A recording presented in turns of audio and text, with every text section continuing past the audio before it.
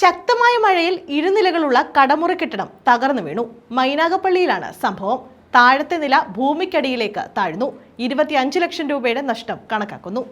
Sasthamkotta Karunagappally പാതയോരത്ത railway ക്രോസിന് സമീപം തൈക്കാവ് മുക്കിലെ കെട്ടിടമാണ് വലിയ ശബ്ദത്തോടെ ഇടിഞ്ഞു താഴ്ന്നത്. താഴത്തെ നില പൂർണ്ണമായും ഭൂമിക്കടിയിലേക്ക് പോയി.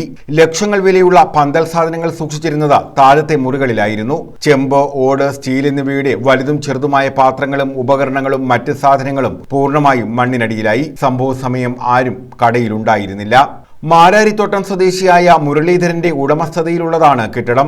മൈനാഗപ്പള്ളി സ്വദേശി മുക്കിൽ വീട്ടിൽ സിയാദാണ് കടമുറികൾ വാടകയ്ക്കെടുത്തിരിക്കുന്നത്. പന്തൽ ഡെക്കറേഷൻ സ്ഥാപനം നടത്തുകയാണ്.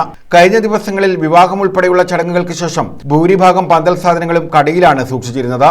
ഒന്നും അവശേഷിച്ചിട്ടില്ല. കെട്ടിടത്തിന്റെ അവശിഷ്ടങ്ങൾ മാത്രമാണ് അവിടെയുള്ളത്. 25 ലക്ഷത്തോളം രൂപയുടെ നഷ്ടമുണ്ടായതായി സിയാദ് പറഞ്ഞു.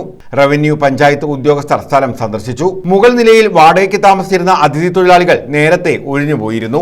News bureau, Sasthamkotta.